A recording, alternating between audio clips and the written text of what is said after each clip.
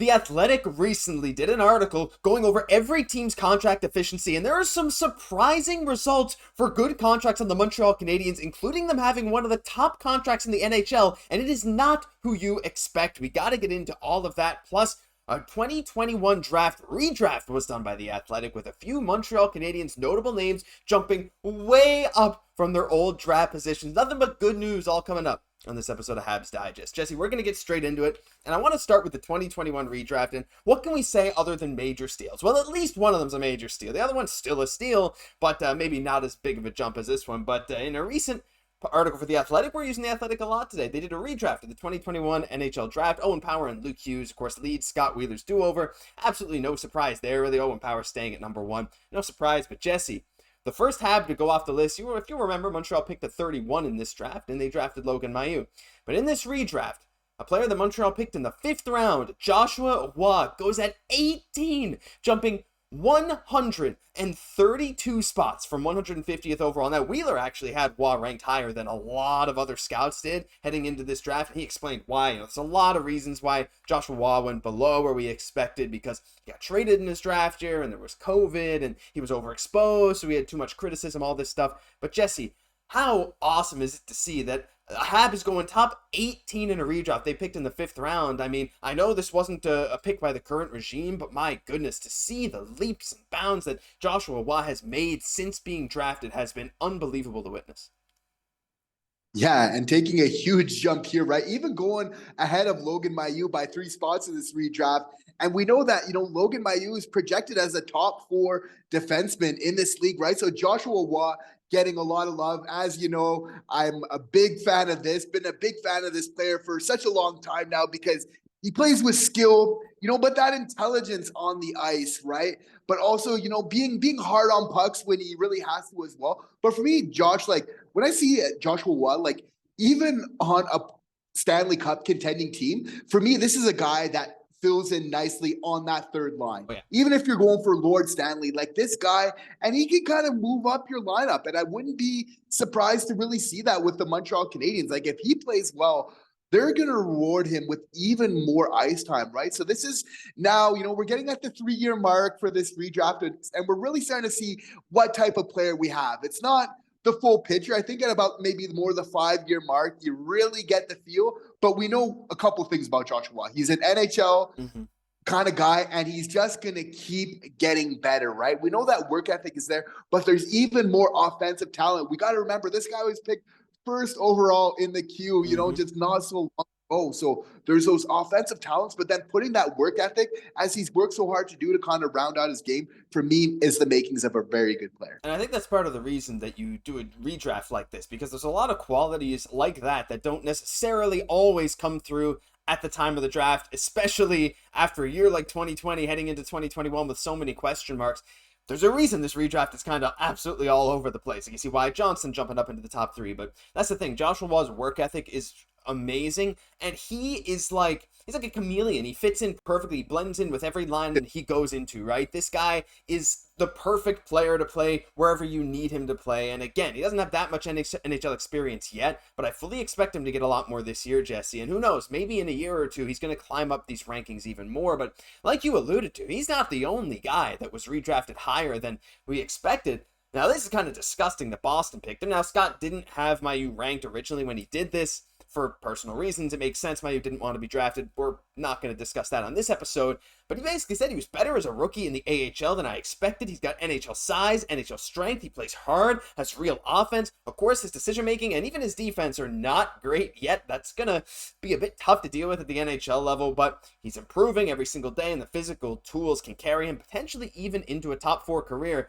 Jesse, from having 1 pick in the 1st round at 31 to having 2 guys redrafted at 18 and 21 respectively, Mailloux was showing a lot of people what he's made of, and our fans ranked him. I believe we put him in the A tier after the fans begged us to move him up from B, right? This is one of these guys that has some of the best offensive potential, pure offensive potential of any defensive prospect in the NHL today, and you combine that with some size, and you got a guy that's hard to not take in that top 15, top 20 range. And that's why I'm really excited about this player. We know he's always had that 1st round potential. This redraft going up from 31st to 18th, and well warranted, right? A very, very good selection there. And as a prospect, coming in the NHL, for sure, even if you're coming in the first round, it's hard to have all the capabilities, to be good at every single thing. But let me say why I think that Mailloux is going to be so good for the Montreal Canadiens, have a great career in the NHL. Is like, not only does he have, that size, but then also that skill that is just NHL ready, already. The one kind of problem in his game is sometimes knowing when to jump in the rush, just those reads, those, a little bit of those plays, those decision making. But for me, having a coach like Martin St. Louis, if there's one thing that he specializes in, it's in making reads. It's in improving players' ability to be able to play instinctually, right? So for me, I look at some really nice natural capabilities that he has. And then his one weaknesses, I feel, is very much remedied so well by Martin St. Louis' coaching style. So that's why I feel he's going to do so well in our system. Yeah, I think it'll be fun to watch. We're going to see how he progresses in the AHL this season, because it's going to be hard to crack the NHL roster right out the gate. But to have him and Reinbacher both in your AHL system, well, you're a little bit spoiled if you're the Montreal Canadiens, because there's going to be a lot of great stuff to come. But Jesse, on that note, we got to move on, because we're looking towards the future now. And, well, for this article at least, we're looking in the now, but something perfect is absolutely brewing for Montreal. Not only does their future look bright, the current state of the Habs also looks bright. Maybe not in potential of the standings this year, that's still yet to be seen, but The Athletic, again, thank you so much to The Athletic, thank you to Scott Wheeler, Dom Lucic, and of course these articles, as always, linked down below, and I suggest you go check them out if you have a subscription.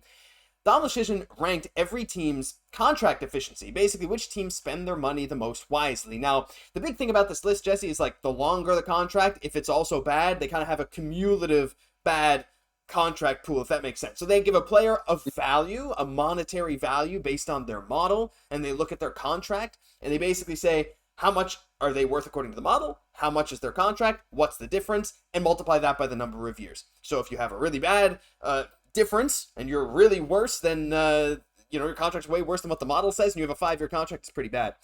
Montreal came in at 16th. Which to a lot of you is probably like, well, Montreal has really good contracts, right? Why are they so low? Why are the Leafs top 10? That I still don't know. But when we take a look here, I'm actually going to put this in full screen. Well, almost full screen.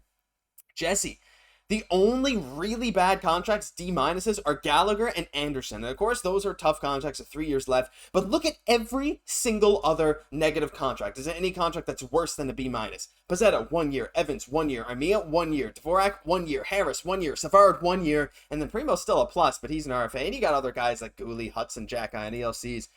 We're going to get into some of these specific contracts in a little bit, but just on the surface, how much of a difference has Kent Hughes and Jeff Gorton made to simply the structure of who they're paying and how much? Because like we've talked about this culture before, it's paying off huge dividends, and we can see it clearly already.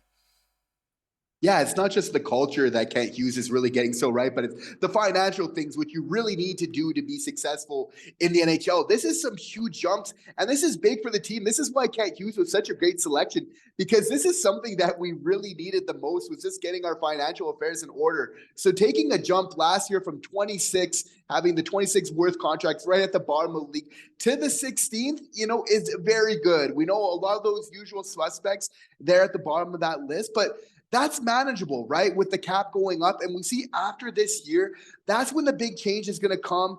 And again, that's when we're going to see us really jumping in to our competitive window. So this is why we as Habs fans, that we're being a little bit patient, because we see the plan, right? And while these contracts and kind of projecting the future isn't always an exact science, the fact that Kent Hughes, that tiny bit of work of getting Slav, Cole, and Zooks all lined up to those long-term deals, which seem that they'll all age very nicely, right? Because as the cap goes up, they're going to be taking less percentage of that. That's why Kent wanted to do this so early, right? So this is just so important. We can't, highlight enough how this then enables us to get those free agents, to really help to retool this team into the contender that we need it to be. So all that work is being done, and it's looking like it's going to be paying dividends here. Not only are the contracts already so good, like you said, doing everything right to get our top guys in order on good contracts, the Habs now have the most cap space in the league, and they're going to have even more next year with another $11 million to play with. Yes, there's going to be extensions to the likes of Guhle. We're going to have to sign Barron and Jack Xhekaj this offseason.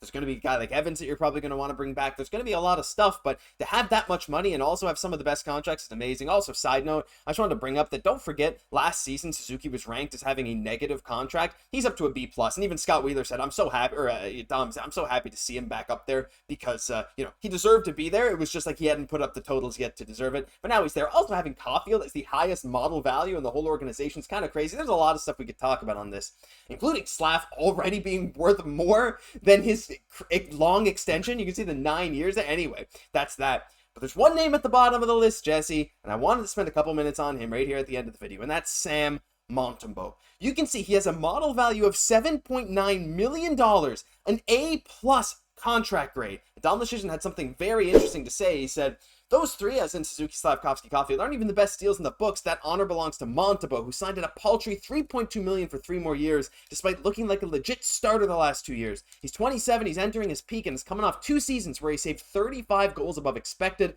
a mark that ranks 7th in the league between Jeremy Swayman and Stuart Skinner. That's worth a lot. Jesse, I honestly can't say I had Monty being the top Habs contract and one of the best contracts in the NHL according to this model in the books, but it makes a ton of sense. The fact, I feel like that almost goes underrated. If you can have Monty and Primeau, if they can even take another little step this year, that is going to be straight up one of the best value goalie tandems in the league.